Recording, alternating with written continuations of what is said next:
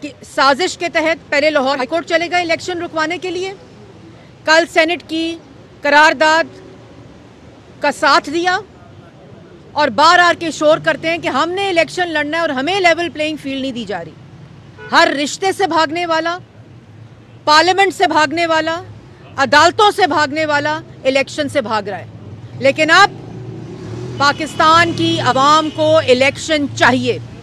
یہ پاکستان کی ضرورت ہے، یہ پاکستان کی عوام کی ضرورت ہے، اور پاکستان مسلم لیگ نون اس طرح کے ڈرامے کرنے والوں کو، اس طرح کے جھوٹ بولنے والوں کو، جو اندر چپ رہتے ہیں اور باہر آ کے کھپ ڈالتے ہیں، اندر چپ رہتے ہیں باہر آ کے ڈھول بجاتے ہیں مظلومیت کا، ان کو الیکشن سے بھاگنے نہیں دیں گے۔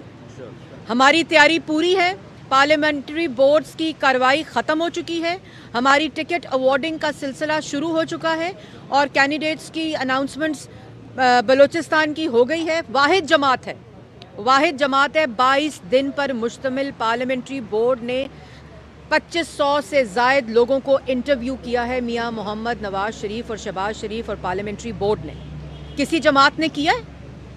ایک پرچہ آتا ہے یہ کینڈیڈیٹس ہیں، ہم نے میڈیا کے سامنے لوگوں کا انٹرویو کیا ہے، اور یہ لیول پلینگ فیلڈ والے، یہ 9 مئی والے جو ہیں نا، اب ملک 9 مئی والوں کے نہیں 28 مئی والوں کے حوالے ہونے جا رہا ہے انشاءاللہ۔ اور یہ جو 9 مئی والے ہیں نا، آپ نے دیکھا ہوگا 3 دن پہلے آ کے کیا بیان دیا ہے کہ میں چھوڑوں گا نہیں، اور یہ بات تو تم 2011 سے کر رہے ہو، میں چھوڑوں گا نہیں، اور مکافات عمل اور اللہ تعالیٰ کی پکڑ میں ہو، اور کہتے ہو آرٹیکل 6 لگے گا۔ پاکستان کی عوام بھی وہ چہرے جانتی ہے جنہوں نے 9 مئی کو شہداء کے مجسموں کو سڑکوں پر پھینک کر ٹھڈے مارے تھے۔ 9 مئی والوں کے چہروں کو عوام جانتی ہے جن پر آرٹیکل 6 لگنا چاہیے ملک کے ساتھ ریاست پر حملہ کرنے کا۔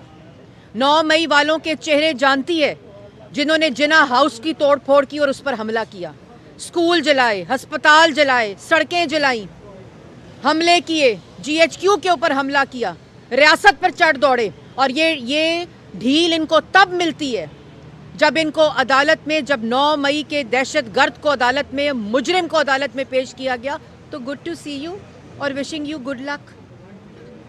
اور اس وقت بھی میں نے اس وقت بھی کہا تھا کہ یہ وہ شخص ہے جو آپ پہ بھی چڑھ دوڑے گا، یہ وہ مائنڈ سیٹ ہے۔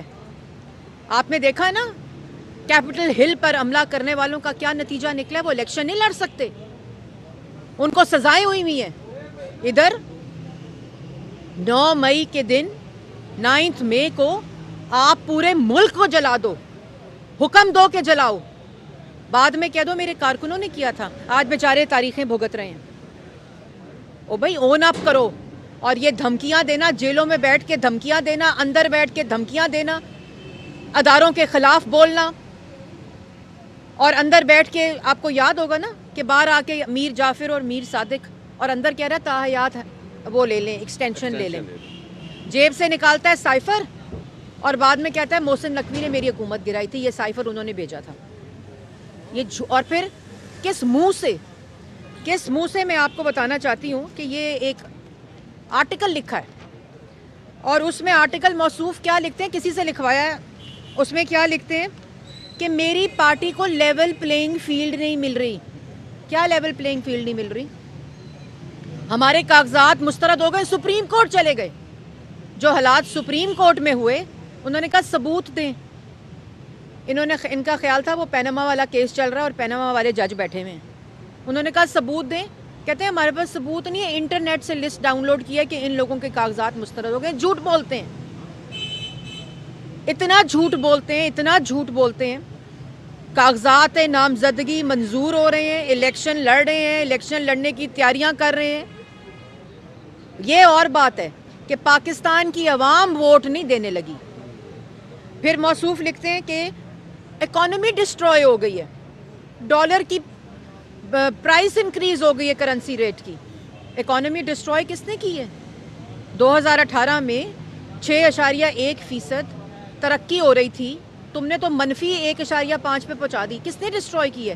تم نے معیشت ڈسٹروائے کی ہے، تم نے معیشت تباہ کی ہے۔ پھر لکھتے ہیں مہنگائی ہو گئی ہے، کھانے پینے کی اشیاء مہنگی ہو گئی ہیں۔ یار تھوڑی سی تو شرم کریں، تھوڑا سا تو کوئی خیال کریں, کوئی خوف خدا کریں, اللہ تعالیٰ سے معافی مانگیں.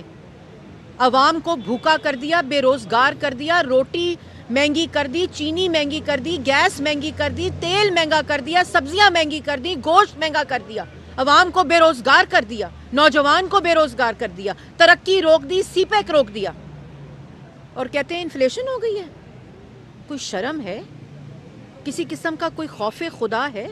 اس کے بعد کہتے ہیں کہ ملک کو